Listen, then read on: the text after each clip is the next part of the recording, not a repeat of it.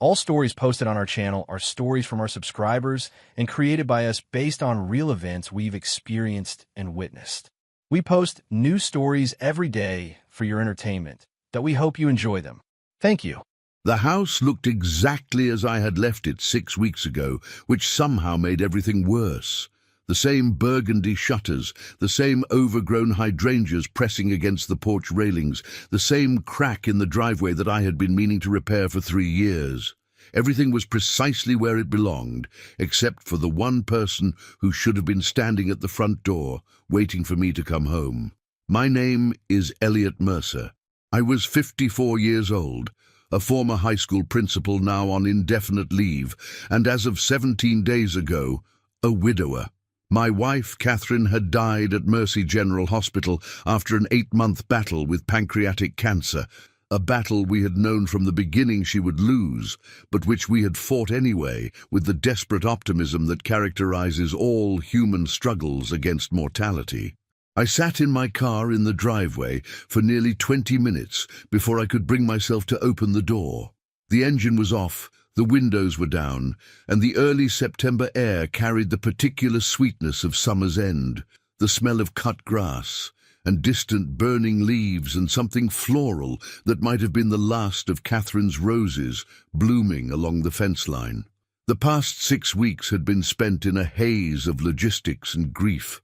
After Catherine's condition deteriorated beyond what home care could manage, we had moved into a hospice facility, then a hospital room, then a series of waiting areas and conference rooms where doctors delivered news with practiced compassion. I had slept on cots and in chairs, eaten food from vending machines and hospital cafeterias, made phone calls to family members and employers and insurance companies. I had held Catherine's hand through her final hours and sat beside her body for a long time after she stopped breathing. And then there had been the funeral, the reception, the endless stream of visitors offering condolences and casseroles. I had stayed with Catherine's sister in Portland for 2 weeks after the service, too hollowed out to face the empty house where we had spent 27 years together. But eventually, the hospitality of others becomes its own burden, and I had recognized the need to return home and begin whatever came next. Whatever came next. I had no idea what that meant. The house before me contained the accumulated evidence of a life that had ended. Catherine's clothes in the closet, her books on the nightstand, her handwriting on the grocery list still attached to the refrigerator. I would have to sort through all of it eventually, decide what to keep and what to donate, transform our shared space into something that was only mine. The thought was exhausting.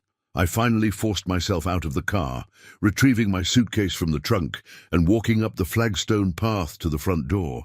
The key turned smoothly in the lock, and the door swung open to reveal the familiar entryway, the coat rack where Catherine's jacket still hung, the small table where we had always dropped our mail, the hallway leading toward the kitchen and the living room beyond. The house smelled different than I remembered. Not bad, exactly, but not right either. There was an unfamiliar note beneath the expected mustiness of a home left unoccupied, something that might have been food or perfume, or simply the particular scent of another human being. I set down my suitcase and stood very still, listening. The house was quiet. Of course it was quiet. There was no one here but me. But the silence had a strange quality, as if it were concealing something rather than simply existing. I told myself I was being paranoid, that grief and exhaustion were playing tricks on my perception. Houses always felt different when you returned to them after extended absences. I walked through the ground floor, checking each room with an attention that bordered on obsessive. The kitchen was clean, the dishes put away, the counters wiped. The living room was orderly, the cushions arranged, the remote control in its usual spot on the coffee table. The dining room, the study, the half-bath, everything was exactly as it should have been. And yet, I couldn't shake the feeling that something was wrong. It was nothing I could point to specifically, nothing that would hold up to rational examination, just a persistent unease, a sense that the house had been disturbed in my absence. I thought about the security cameras. Catherine and I had installed them 3 years ago after a series of break-ins in our neighborhood. There were 4 cameras in total, one covering the front porch, one watching the backyard, one positioned in the garage, and one in the living room that we had added after a neighbor's house was burglarized while the family slept upstairs. The system recorded continuously, storing footage on a hard drive that could hold approximately 2 months of video before it began overwriting the oldest files. 6 weeks of footage would still be there. I went to the study where the security system's monitor was located, a small screen tucked into the corner of my desk, alongside the computer I used for personal correspondence and the occasional administrative task. The system was still running, its small green light blinking steadily, and when I woke the monitor, I saw the familiar grid of 4 camera feeds showing the current state of each location. Everything looked normal. The front porch was empty, the backyard was still, the garage contained my car and the gardening equipment. The living room showed the furniture exactly as I had just seen it. But there were 6 weeks of recordings to review. I navigated to the archive function and selected the earliest available date, August 2nd, 3 days after Catherine and I had left for what we both knew would be her final trip to the hospital. The footage began playing, and I watched the empty house exist in its emptiness, nothing moving, no one entering, just the slow progression of light across floors as days passed into nights and back again. I fast-forwarded through hours of nothing, then days of nothing. August 3rd, 4th, 5th. The house remained undisturbed. I was beginning to feel foolish, paranoid, when the footage from August 8th showed something that made me stop breathing. A woman walked across my living room. She was perhaps in her late 20s or early 30s, with dark hair pulled back in a ponytail and a thin frame that suggested either natural slenderness or insufficient nutrition. She moved through the space with the casual familiarity of someone who belonged there, pausing to adjust a pillow on the couch before disappearing out of frame toward the kitchen. I stared at the screen, my heart pounding against my ribs with a force that felt dangerous for a man my age. Who was she? How had she gotten in? How long had she been living in my house while I sat at my wife's deathbed, while I attended her funeral, while I grieved among strangers? I continued watching, my hands trembling slightly as I navigated through the footage. The woman appeared multiple times over the following days, eating meals at my kitchen table, visible through the living room camera's angle, reading books from my shelves, watching television on my couch. She slept somewhere out of camera range, presumably in one of the bedrooms upstairs, and she came and went through the back door, which I now realized must have been how she had entered in the first place. The footage continued through the entire 6 weeks of my absence. The woman was there every day, living in my house as if it were her own. She had left, apparently, before my return. The most recent footage showed her gathering her belongings and departing through the back door just 2 days ago. I sat at my desk for a long time, the security monitor glowing in front of me, trying to make sense of what I had just discovered. Someone had been living in my home, a stranger, a squatter, an intruder, whatever word applied to a person who moved into another person's house without permission and stayed there for weeks. But something about the footage nagged at me.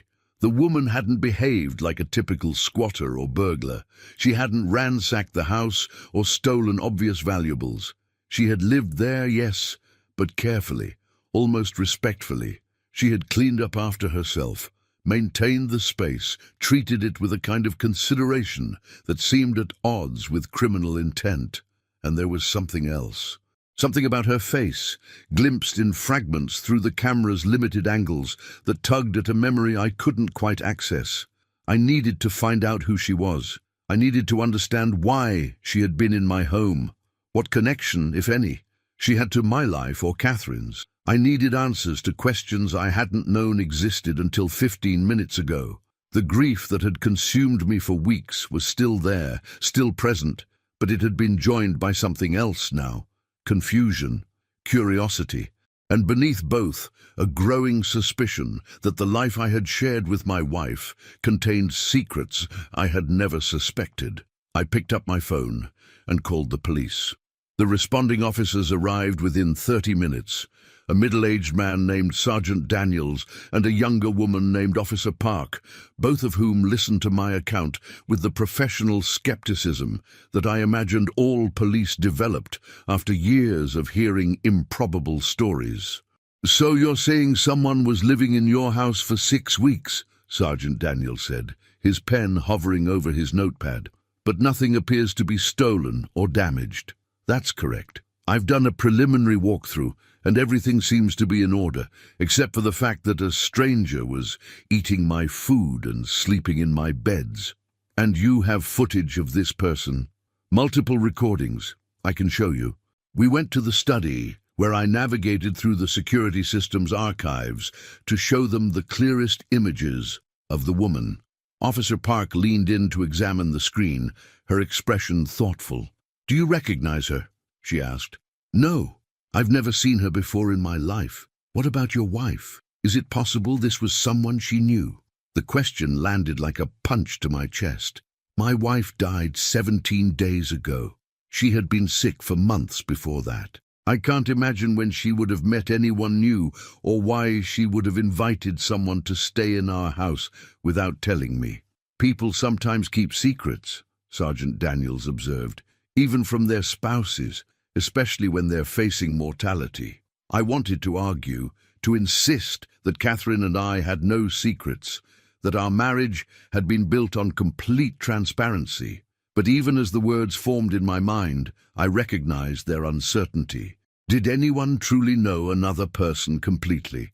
Could any relationship survive the full exposure of every thought, every memory, every private corner of a human soul? "I don't know who she is," I said finally. "That's why I called you."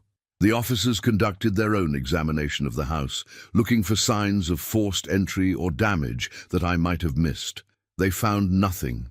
No broken locks, no damaged windows, no evidence of how the woman had gained access. The back door, which the footage showed her using, was secured with a deadbolt that required a key. Either she had a key, Officer Park concluded, or someone let her in. "No one had a key except me and my wife." "Are you certain? No relatives, no neighbors, no house sitter?" I started to say yes. I was certain, but then I remembered. Catherine's sister had a key. We had given it to her years ago in case of emergencies, and Catherine's mother, before she passed away, had also kept a copy. "My wife's sister has a key," I admitted. "Could she have given it to someone?" "That's something you might want to ask her." I called Linda that evening, after the police had taken their report and departed with copies of the security footage. My sister-in-law answered on the third ring, her voice carrying the particular weariness that grief imposes. "Elliot, how are you holding up? Are you back at the house?" "I'm back. Linda, I need to ask you something." "Do you still have the key we gave you? To our house?" "The key? Yes, of course. It's on my key ring." "Why? Have you lent it to anyone? Given it to anyone?" No, I haven't touched it in months." "What's going on?" I explained the situation. The footage, the woman, the weeks of unauthorized occupation. Linda listened in silence, her breathing audible through the phone. "I don't understand," she said when I finished. "Someone was living in your house while Catherine was dying? That's what the cameras show. And you don't recognize her?" "No. I was hoping maybe you would. I can send you screenshots." I emailed the clearest images I had captured from the footage, then waited while Linda examined them. The silence stretched for nearly a minute before she spoke again. "Elliot," she said, her voice strange. "I think I might know who this is." My heart accelerated. "Who?" "I'm not certain. The images aren't very clear, and it's been years since I saw her, but did Catherine ever tell you about the baby?" The question made no sense. "What baby?" "Before you were married, before she even met you. Catherine had a baby when she was 19. She gave it up for adoption. I thought you knew." The floor seemed to shift beneath my feet. I sat down heavily on the edge of the bed, the phone pressed against my ear, my mind struggling to process information that didn't fit anywhere in my understanding of my wife. My marriage, my life. Catherine never mentioned a baby, I said. In 27 years, she never said anything about this. She was ashamed. The circumstances were difficult. The father was older, manipulative. She was just a kid, really. Our parents pressured her to give the baby up, and she did. She told me she wanted to forget it ever happened, but she didn't forget. No, she couldn't. She tried to find the child a few times over the years, hired a private investigator once, about 10 years ago, but adoptions were handled differently back then. The records were sealed and she couldn't get any information. Do you think this woman, the one in my house, is the baby? The timing would be right. The child would be in her early 30s now, and there's something about the face. I can't be certain from these photos, but there's a resemblance, something in the eyes. I stared at the screenshots on my laptop, trying to see what Linda was describing. The woman's face was partially obscured in most images, captured from above by cameras positioned for security rather than portraiture.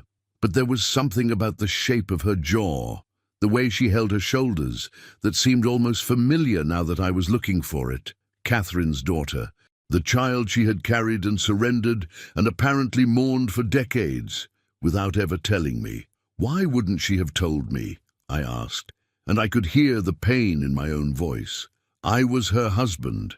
I thought I knew everything about her.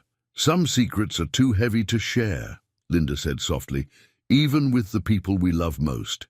Maybe especially with them. I lay awake most of that night, staring at the ceiling of the bedroom I had shared with Catherine for 27 years. The space beside me was empty, had been empty for weeks, but it felt more empty now than it had before. The woman I thought I knew had become a stranger, her past rewritten by information I had never been given.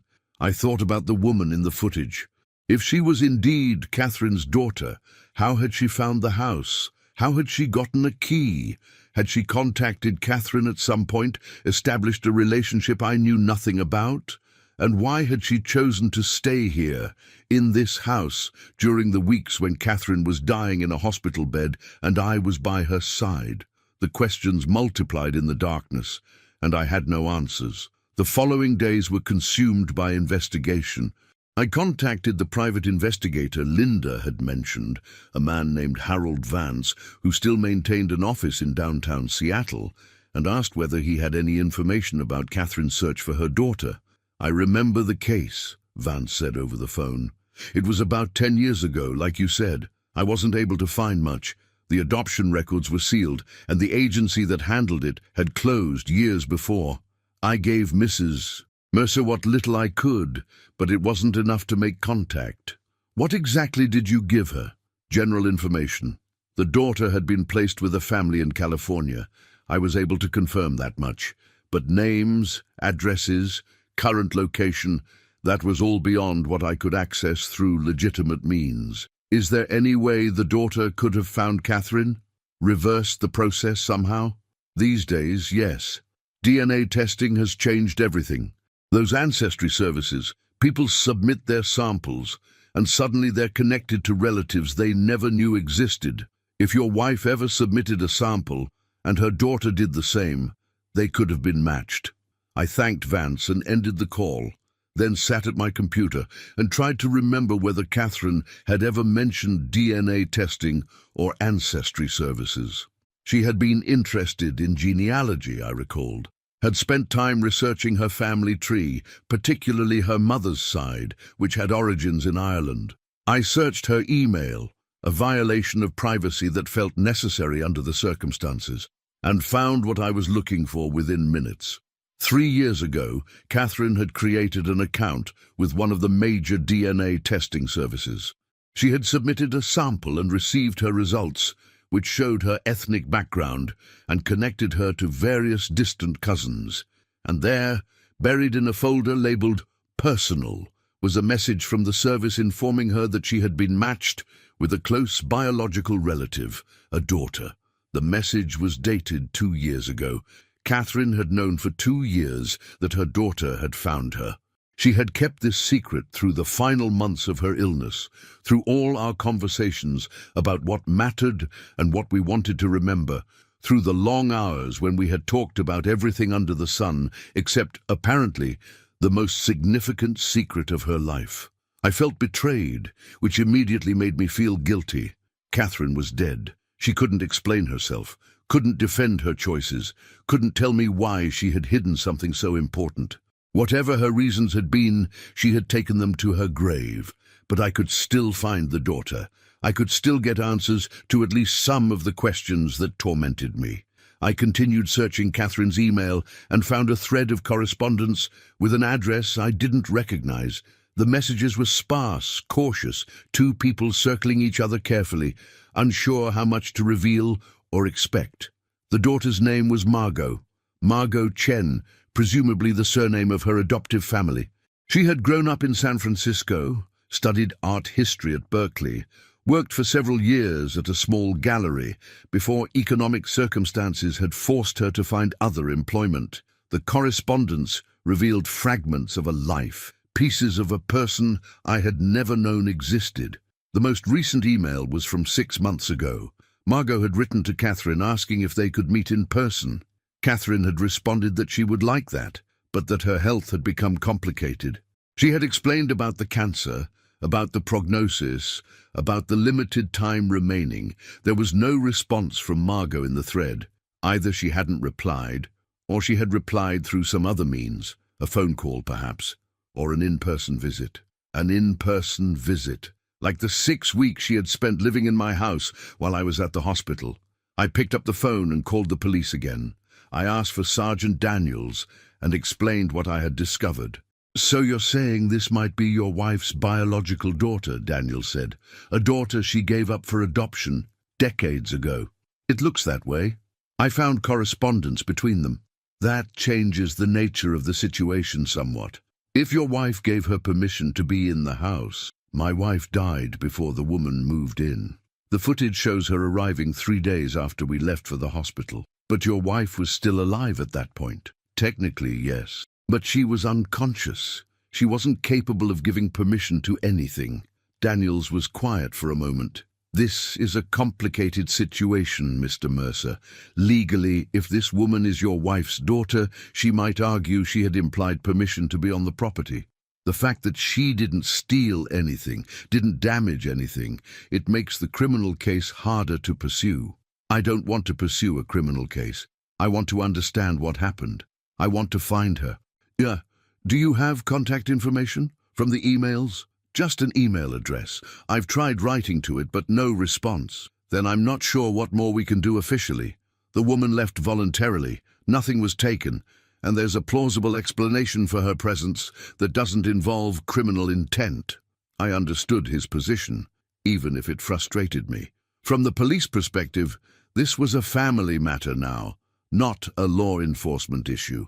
The mystery of who had been living in my house had been partially solved, but the deeper mysteries, why she had come, what she had been looking for, what Catherine had known or planned, remained beyond the reach of official investigation. I would have to find those answers myself. I spent the next several days searching the house more thoroughly than I had ever searched anything in my life. If Catherine had been corresponding with Margot, if she had been planning something related to her daughter's visit, there might be evidence somewhere in our home, documents, notes, anything that would help me understand what had been happening beneath the surface of my marriage. The search was emotionally devastating. Every drawer I opened, every box I examined, every item I handled was saturated with memories of Catherine. Her handwriting on labels, her organizational systems, her particular way of folding sweaters and stacking papers. The house was a museum of her existence, and I was an archaeologist sifting through the artifacts of a civilization that had ended. I found the letter on the 4th day, hidden in a box of old photographs at the back of the bedroom closet. It was sealed in an envelope, with my name written on the front, in Catherine's careful script. My hands trembled as I opened it. The paper inside was dated 3 months before Catherine's death, a time when she had still been mobile, still capable of writing, still in possession of the strength required to face difficult truths. "Elliot, if you're reading this, I'm gone, and you've probably discovered something I should have told you years ago. I'm sorry. I'm sorry for the secret, and I'm sorry for the cowardice that kept me from sharing it with you. When I was 19, I had a daughter. Her father was a professor at the community college where I was taking classes, a married man who told me he loved me and then disappeared when I got pregnant. I was young and scared and alone, and my parents convinced me that adoption was the only option. I gave her up when she was 3 days old. I never even held her. I thought about her every day of my life. Every birthday, every holiday, every time I saw a young woman who might have been her. I told myself I had made the right choice, that she was better off with parents who could provide what I couldn't. But I never stopped wondering, never stopped hoping that someday I might find her. 2 years ago, she found me. Her name is Margot, and she's beautiful and complicated and everything I might have hoped. We've been corresponding ever since, trying to build something that should have existed from the beginning. I wanted to tell you. I started to tell you 100 times. But I was afraid you would think less of me, afraid it would change how you saw our marriage, afraid of the questions it would raise about what kind of mother I might have been. I know now that I was wrong. You deserve to know. You've always deserved better than the secrets I kept from you. I've asked Margot to come to the house after I'm gone. There are things I want her to have. Family photographs, some jewelry that belonged to my mother, objects that should pass to my daughter rather than to strangers at an estate sale. I've given her a key and told her she can stay as long as she needs. Please don't be angry with her. Whatever confusion or pain this causes you, it's my fault, not hers. She lost her mother before she ever really had one. The least I can do is make sure she inherits what's left. I love you, Elliot. I've loved you for 27 years, and that love was always real, always complete. The secret I kept was about my past, not about my feelings for you. You were the best thing that ever happened to me, and I am grateful for every moment we shared. Forgive me. Catherine. I read the letter 3 times, tears streaming down my face, the paper shaking in my hands. Catherine's voice came through clearly. Her cadence, her particular way of constructing sentences, the mixture of strength and vulnerability that had characterized her throughout our marriage. She was speaking to me from beyond the grave, explaining the inexplicable, asking for forgiveness I wasn't sure I could give. But the letter also raised new questions. Catherine had invited Margot to come after her death, had given her a key, had specified objects she wanted her daughter to have. Yet the security footage showed that Margot hadn't taken anything, hadn't removed photographs or jewelry or any of the items Catherine had mentioned. She had lived in the house, yes, but she had left empty-handed. Why? I looked again at the footage, watching Margot's movements more carefully than before. She had spent hours in certain rooms, the study, the bedroom, Catherine's small sewing room at the back of the house. She had looked at things, touched things, but she hadn't packed anything or prepared items for transport. And there was something else. In several frames, I could see her face more clearly than I had initially noticed. Her expression wasn't the blank neutrality of a squatter making herself comfortable. It was something more complex. Grief, perhaps, or longing. The expression of someone who had lost something precious and was searching for its remnants. She had come to mourn. She had come to be close to the mother she had only just begun to know. She had lived in Catherine's house, surrounded by Catherine's things, trying to absorb whatever fragments of her mother's life might still be present in the walls and furniture and accumulated objects. The realization changed everything. Margot wasn't a criminal or an intruder. She was a bereaved daughter, seeking connection with a mother she had lost twice, once at birth and again just as they were beginning to build something real. I needed to find her. Not to confront her or demand explanations, but to tell her what Catherine had wanted her to know, to give her the inheritance Catherine had intended, to connect with the daughter my wife had loved secretly for 3 decades. Finding Margot proved more difficult than I had anticipated. The email address she had used to correspond with Catherine bounced back as undeliverable. Either she had closed the account, or changed her settings after Catherine's death. The correspondence contained no phone number, no physical address, no social media profiles that I could locate. I considered hiring Harold Vance again, but something about that approach felt wrong. This was family business now, and I wanted to handle it personally rather than delegating to professionals. I started with what I knew. Margot had grown up in San Francisco, studied at Berkeley, worked at an art gallery. These details gave me starting points for research, threads I could follow through the vast web of publicly available information. The Berkeley alumni database was accessible to donors, and I had contributed to the university's arts program several years ago at Catherine's suggestion, a connection that now seemed less coincidental than it had at the time. I searched for Margot Chen and found a graduation record from 12 years ago, Bachelor of Arts, Art History, magna cum laude. From there, I traced her professional history through LinkedIn profiles and gallery websites and the kind of digital footprints that everyone leaves in the modern world. She had worked at 3 different galleries over the years, most recently at a small contemporary art space in the Mission District that had closed during the pandemic. After that, her professional trail went cold. But I had another resource, the security footage itself. In several frames, Margot was visible holding objects that might contain information, a phone, a wallet, papers she had brought with her. One image showed her sitting at the kitchen table with what appeared to be a notebook open in front of her, writing something by hand. I checked the kitchen table, but the notebook was gone, taken when she left. However, the table itself bore faint impressions that caught the light at certain angles. Catherine had kept a pad of scratch paper in the kitchen for grocery lists and notes, and the pad was still there, its top sheet blank, but indented with the ghosts of previous writings. I shaded the sheet with pencil, the old detective movie trick that sometimes actually works.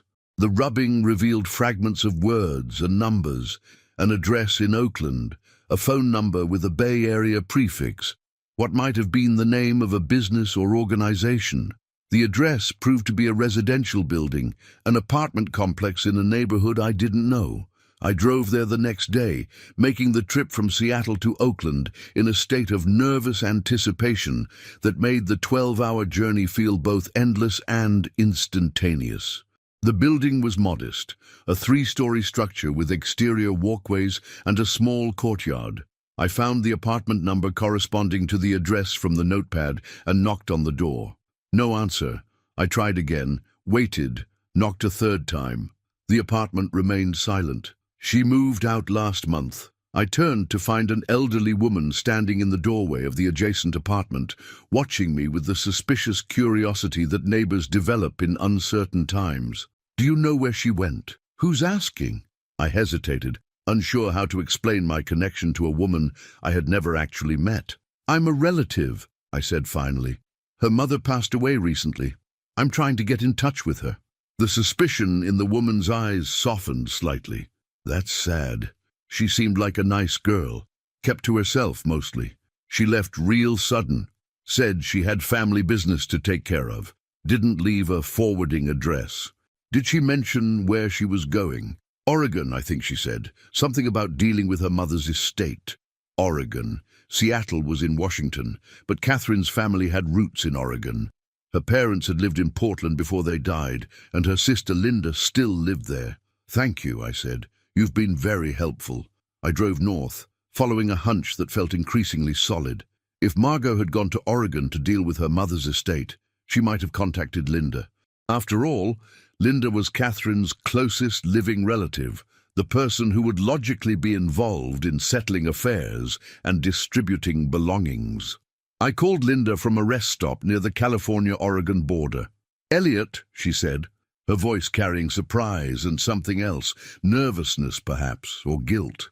"Where are you?" "I'm driving to Portland." "Linda, has Margot contacted you?" The silence that followed answered my question before she spoke. "She came to see me last week," Linda admitted. "She said Catherine had told her to reach out if anything happened. She wanted to know about the family, about her mother's history. I wasn't sure whether to tell you."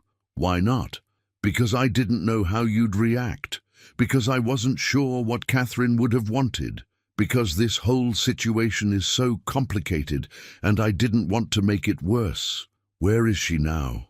Another pause. She's here, Elliot, at my house. She's been staying with me for the past few days. The relief that flooded through me was overwhelming.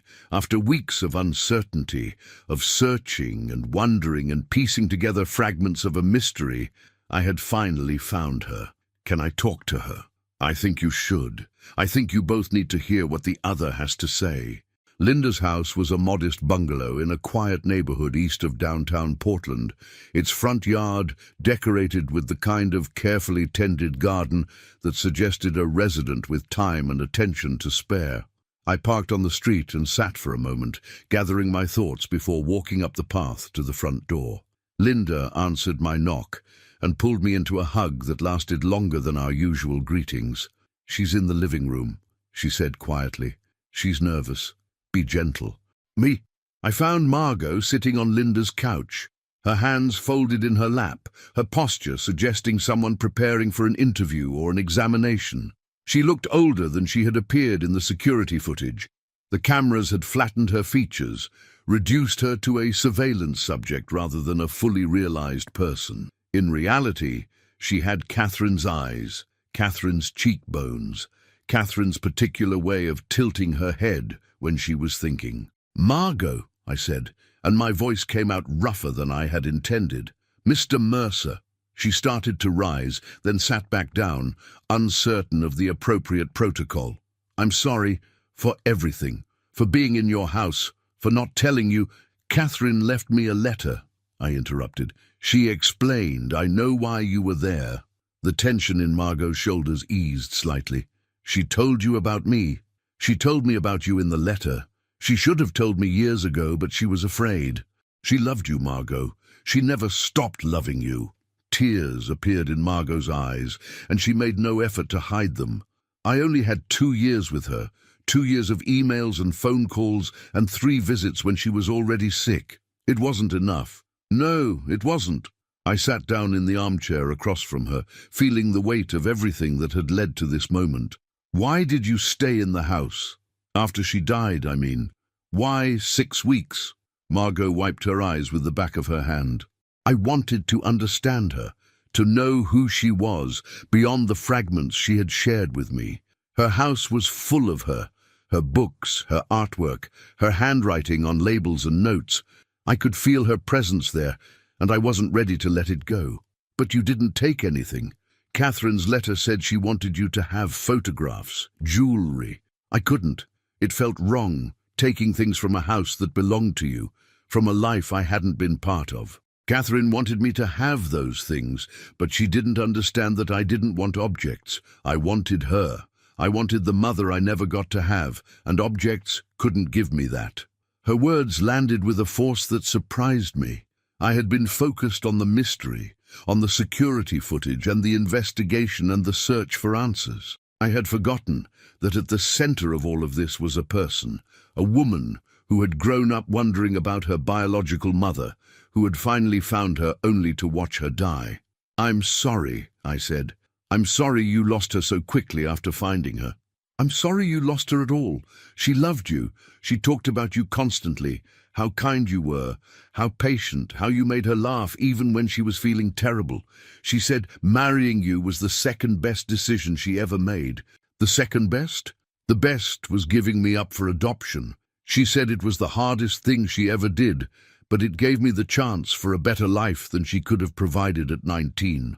The mathematics of love and sacrifice that Catherine had carried for 3 decades were finally becoming visible to me. She had loved her daughter enough to let her go, had spent years wondering whether she had made the right choice, had finally connected with the child she had surrendered, only to discover that time was running out. "She wanted you to have a family," I said. "That's what the letter was about, making sure you inherited what she couldn't give you in life." "I know. But I have a family. I had wonderful adoptive parents who loved me completely." What I wanted from Catherine wasn't material things. It was connection, history, the sense of where I came from. Did she give you that? Some of it. Enough to start. Not enough to finish. We talked for hours, Linda providing tea and eventually dinner while Margot and I shared stories and memories and the fragments of Catherine that each of us possessed. I learned about Margot's childhood in San Francisco, her education and career, her marriage that had ended in divorce, and her subsequent struggles with loneliness and purpose. She learned about Catherine's life with me, our courtship, our marriage, the small joys and occasional conflicts that had characterized our quarter-century together. By the time the evening ended, I felt that I knew Margot better than some people I had known for years. She was complicated, intelligent, wounded in ways that echoed her mother's own wounds. She was also resilient, determined to build something meaningful from the ruins of what might have been. "What will you do now?" I asked as we prepared to say goodnight. "I don't know. Go back to Oakland probably, try to find work, rebuild my life." She paused. "Unless there's a reason to stay." "There might be," I said, surprising myself with the words. "Catherine wanted you to have things from the house. But more than that, she wanted you to have family, and I'm the closest thing to family that her life can still offer you." Margot's eyes met mine, and I saw hope there, cautious, tentative, but real. "Are you saying you want to stay in touch?" "I'm saying you're Catherine's daughter. That makes you part of my life, whether we planned it that way or not. I think Catherine would have wanted us to know each other. I think I want that too." Margot returned to Seattle with me 2 days later, her few possessions packed into the back seat of her aging Honda Civic. She followed my car up Interstate 5, and I found myself checking my mirrors constantly, reassured each time I saw her vehicle maintaining pace behind me. The drive gave me time to think about what I was doing and why. I was inviting a stranger into my life, a stranger who happened to be my dead wife's secret daughter, but a stranger nonetheless. I knew very little about her beyond the fragments we had shared over 2 days of conversation. I didn't know whether she was trustworthy, whether she was stable, whether welcoming her into Catherine's inheritance would be something I would ultimately regret. But I also knew that Catherine had wanted this. She had spent the final months of her life preparing for Margot to receive what she was owed, not just objects, but recognition, belonging, the acknowledgement that she was part of a family she had been denied since birth. We arrived at the house in late afternoon, the September light casting long shadows across the lawn I had failed to mow during my weeks of absence. Margot parked behind me and got out of her car slowly, looking at the house with an expression I couldn't quite read. "I feel strange being here again," she said, "after everything. You were here legitimately. Catherine invited you. But you didn't know. And I didn't tell you. That still feels wrong. Let's make it right now. Come inside." We entered together and I watched Margot's face as she took in the familiar spaces with new eyes. She was seeing the house differently now, not as a shrine to a mother she had barely known, but as a place she might actually belong. "The things Catherine mentioned in her letter," I said, "the photographs, the jewelry, I'd like to show them to you, let you decide what you want. You don't have to do that. I want to. Catherine wanted to. It's time." We spent the evening going through Catherine's belongings together. I showed Margot the family photographs, images of Catherine as a child, as a teenager, as the young woman she had been before she met me. Margot studied each one with intense attention, searching for connections to her own features, trying to understand the person who had given her life and then given her away. "She looks so young in these," Margot said, holding a photograph from Catherine's college years. "Not much older than I was when I started searching for her. She was young, too young for what she went through. I don't blame her, for the adoption, I mean. I used to, when I was a teenager. I went through an angry phase where I convinced myself she had abandoned me because she didn't care. But I know better now. I know she had no choice. She always had a choice. She chose to give you a better life than she could have provided." We moved to the jewelry next.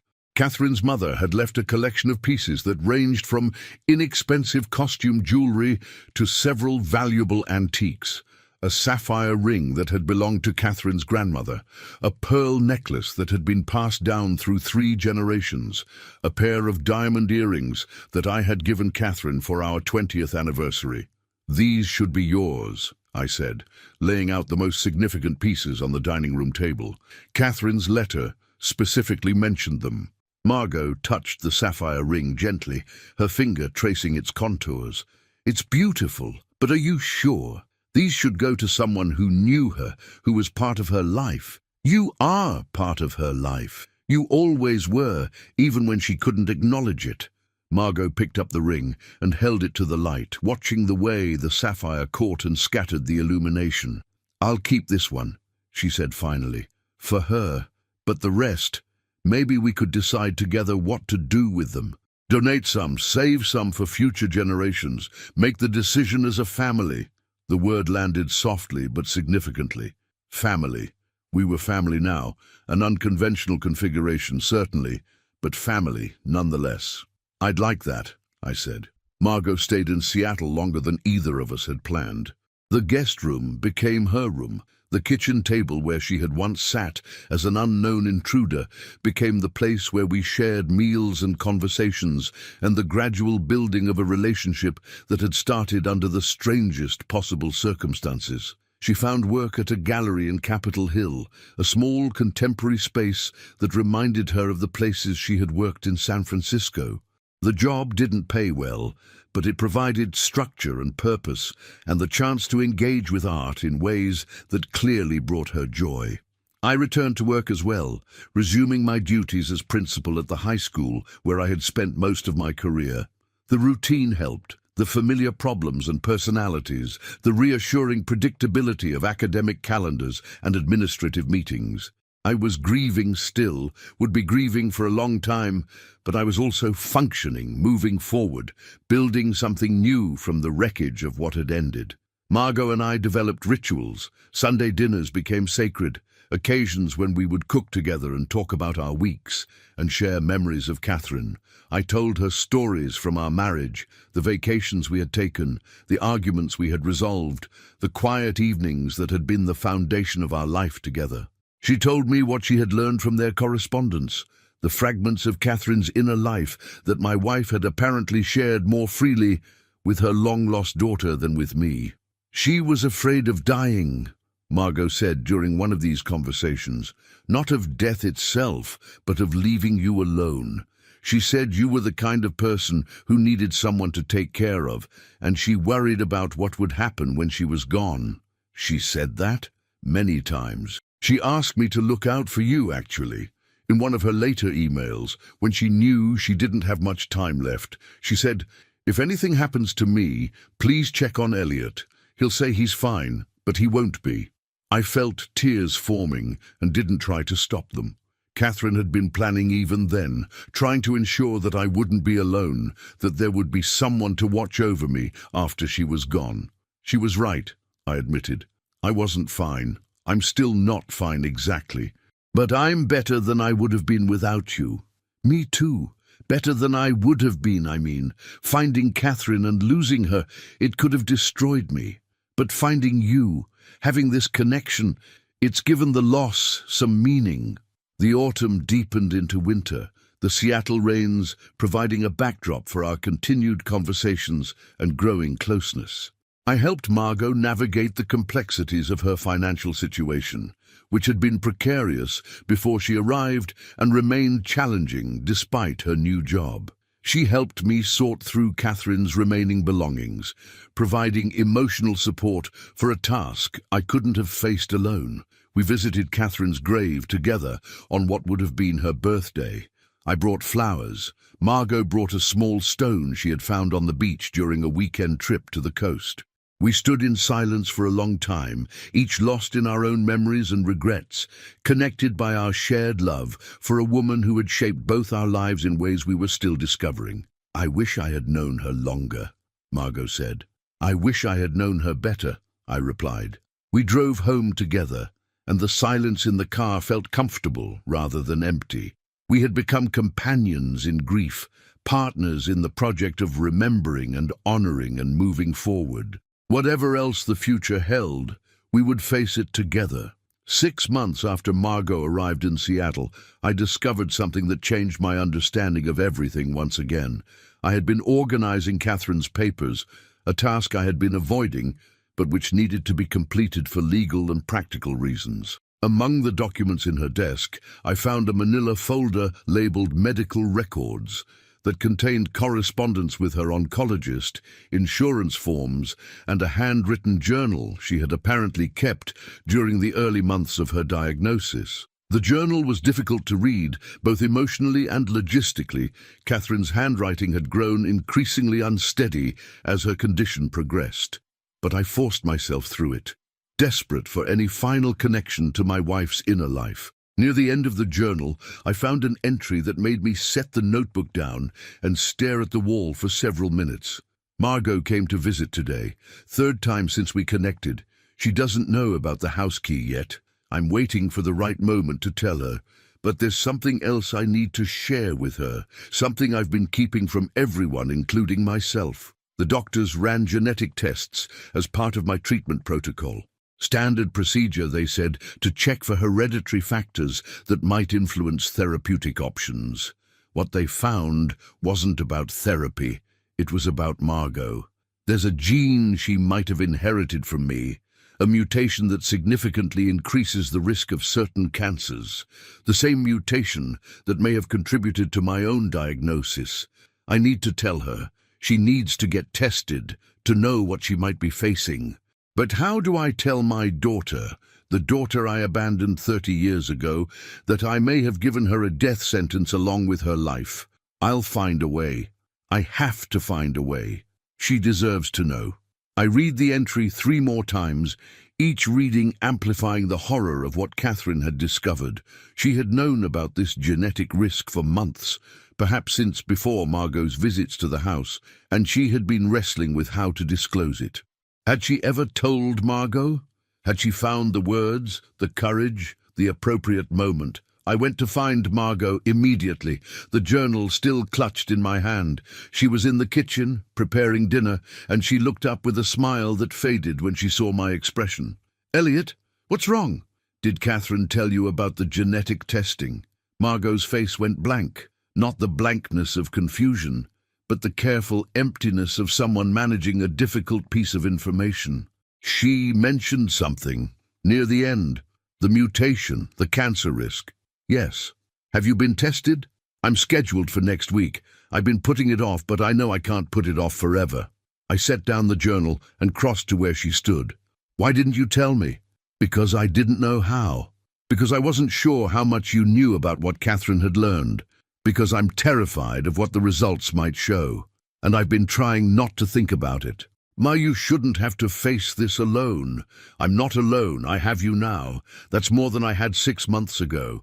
We talked late into the night, discussing the testing, the possible outcomes, the steps that would follow depending on what the results revealed. I learned that Catherine had indeed found the courage to tell Margot about the genetic risk, had made the disclosure during what turned out to be their final in-person visit, a conversation that Margot described as the most difficult and important of her life. "She apologized," Margot said. "Can you imagine? She was dying and she apologized to me for what she might have passed on, as if she had any control over genetics, as if she had done something wrong by simply being who she was." That sounds like Catherine, taking responsibility for things beyond her control. She made me promise to get tested, to find out one way or the other. She said living with uncertainty was worse than living with bad news, that at least with bad news you could make plans, take action, do something. She was right about that. I know. That's why I finally scheduled the appointment. But I'm scared, Elliot. I'm scared of what they might find. Whatever they find, we'll deal with it together. That's what family does. The week before Margot's test results were due was the longest week of my life since Catherine's final days. I found myself unable to concentrate at work, my mind constantly drifting to worst-case scenarios and the plans we might need to make if the news was bad. Margot handled the waiting better than I did, or at least appeared to. She continued working at the gallery, maintained her routines, refused to let the uncertainty dominate every moment of her life. But I could see the strain in her eyes, the tension in her shoulders, the way she sometimes stopped mid-sentence as if she had forgotten what she was saying. We developed new rituals to cope with the stress. Morning walks through the neighborhood, regardless of weather. Evening phone calls when we weren't together, just to check in and remind each other that neither of us was alone. Cooking elaborate meals that neither of us was particularly hungry for. The activity providing distraction even when the food went largely uneaten. I found myself thinking about Catherine constantly during this period, not just the memories of our life together, but the final months when she had been facing her own mortality while carrying the additional weight of knowing what she might have passed to her daughter. The courage that must have required was staggering. I understand her better now, I told Margot during one of our walks. Catherine, I understand why she kept secrets, why she was afraid to share certain things. Because sharing them would have meant confronting them. Exactly. As long as a secret stays hidden, you can almost pretend it doesn't exist. Once you speak it out loud, it becomes real in a way it wasn't before. Is that why you think she never told you about me? Because telling you would have made the loss too real? Maybe.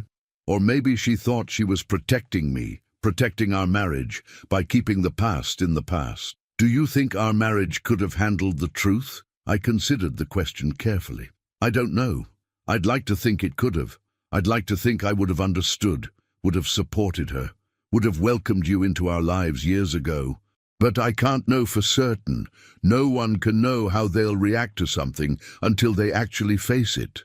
You've reacted well. To me, to this whole situation. I've tried. Catherine gave me a roadmap, the letter, the instructions about what she wanted. Following her wishes has been easier than having to figure things out on my own. But you went beyond her wishes, inviting me to stay, building this relationship. That was your choice, not hers. It felt like the right choice. It still feels like the right choice. The results came on a Thursday afternoon. Margot was at the gallery when she got the call, and she came home early with an expression I couldn't read. "Tell me," I said. "I have the mutation." The words landed like physical blows. I felt myself swaying slightly, reaching for the back of a chair to steady myself. "But," Margot continued, "the doctor says that having the mutation doesn't mean I'll definitely get cancer. It means my risk is elevated, higher than the general population. But there are steps I can take: increased screening, preventive measures, lifestyle changes. The mutation is a warning, not a sentence." So what happens now? Now I start a monitoring protocol. Regular screenings, blood tests, imaging, catching any problems early before they become serious. The doctor says that with proper surveillance, outcomes for people with this mutation have improved dramatically over the past decade. That's good news. That's better than we feared. It's not nothing, but it's not the worst either. We held each other for a long time, standing in the kitchen where so many of our conversations had taken place. The relief was overwhelming. Not complete relief because the risk remained, but the relief of knowledge replacing uncertainty, of having a path forward rather than a void. "Catherine was right," Margot said finally. "Living with uncertainty was worse. Now I know what I'm dealing with. Now I can make plans." "We can make plans," I corrected, "together." The months that followed were defined by construction rather than crisis. Margot and I built routines, built traditions, built the architecture of a family that had been formed through accident and loss, rather than through the conventional paths of blood and marriage. She moved from the guest room into a small apartment nearby, close enough for frequent visits, far enough for appropriate independence. Her work at the gallery expanded into additional responsibilities, and she began to talk about eventually opening her own space, curating exhibitions that reflected her particular vision.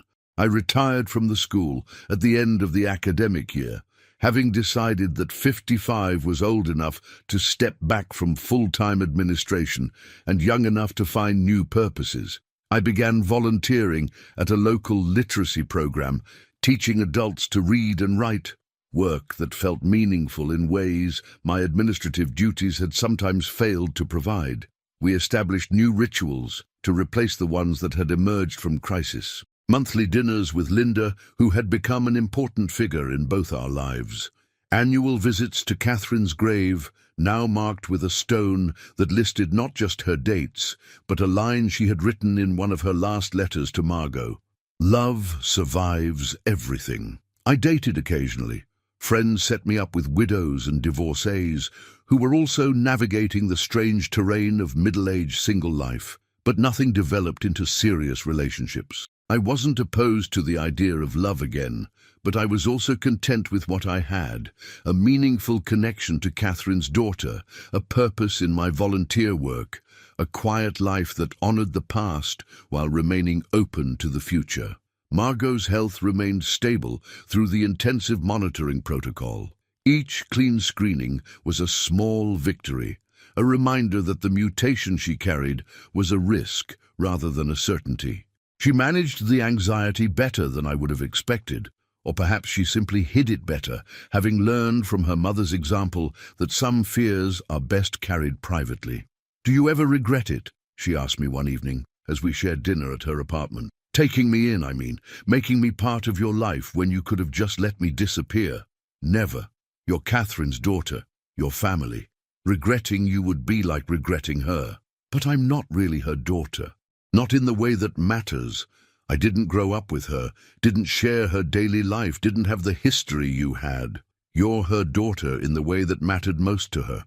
She loved you before she knew you, and she loved you more once she did. That love is your inheritance more than any ring or photograph. I wish I could have known her longer. I wish you could have too. But you know her through me now, through Linda, through the things she left behind, through the stories we tell. That has to be enough. It is enough. It's more than I ever expected." The conversation stayed with me for days afterward. I thought about what Margot had said, about being Catherine's daughter in ways that mattered, and realized that she had articulated something I had been feeling without quite understanding. Family was not just biology. It was not just legal status or shared history or the accident of being born into the same household. Family was choice, commitment, the decision to show up for each other day after day, regardless of circumstances. Family was the people who knew your secrets and stayed anyway, who saw your worst moments and continued to believe in your best. By that definition, Margot was absolutely family.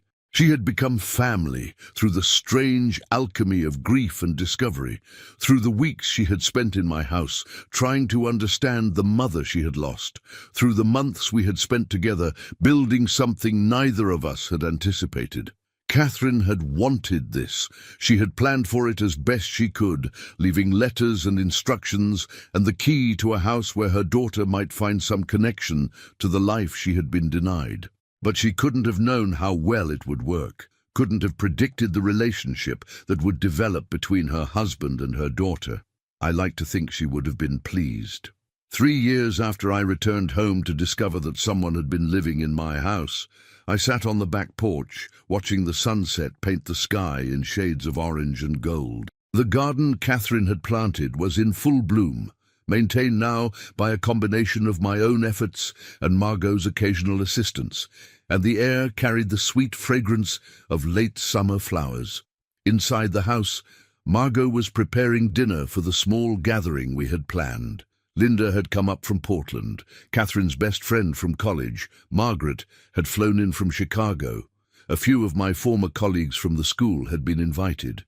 We were celebrating what would have been Catherine's 60th birthday, an occasion for remembrance and gratitude rather than grief. The security cameras were still installed, still recording, though I rarely checked the footage anymore. They had served their purpose, revealing a mystery that had transformed my understanding of my wife, my marriage, and my own capacity for growth. The woman they had captured, Margot, Catherine's secret daughter, was now as familiar to me as my own reflection. I thought about the journey that had led to this moment, the devastation of Catherine's death, the confusion of discovering the footage, the investigation, the letter, the search for a woman I had never known existed, the slow building of a relationship that had become one of the most important in my life. None of it had been planned. None of it had been expected. The life I was living bore almost no resemblance to the life I had imagined during the dark weeks of Catherine's final illness, when I had assumed I would spend my remaining years alone, managing grief and gradually diminishing. Instead, I had gained a daughter, not through birth or adoption, but through the strange workings of fate and Catherine's final wishes.